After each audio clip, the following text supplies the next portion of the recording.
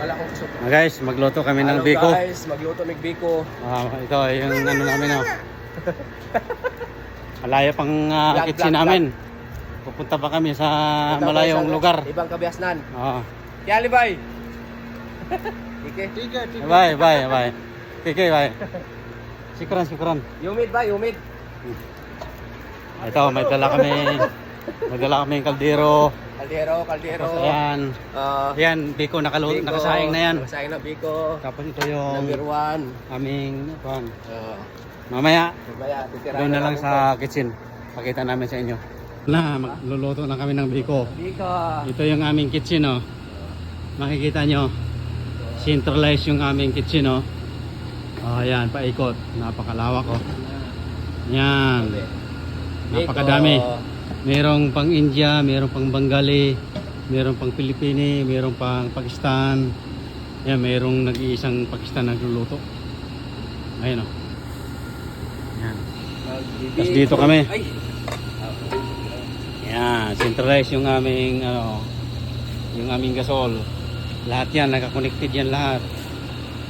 Yan. Ito yung aming chef cook si Ronald.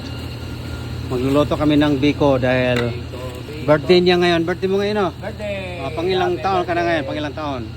40. Pang 40 na. Happy birthday to you. Happy birthday to me. Happy birthday to me. Nako, nakawala pa. Munti ka na. Ito, masaing na namin yung bigas. Ayan, oh. 1 kilo yan. Palalambutin na namin.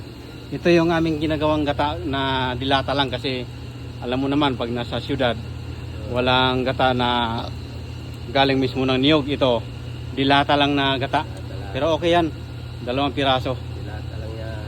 tapos 1 kilo na sukal na brown sugar. Ganyan talaga yan mga Yan. marunong. Tapos yung secret recipe namin, meron kaming luya pampalasa, pampabango. Pampalasa yan. Yan.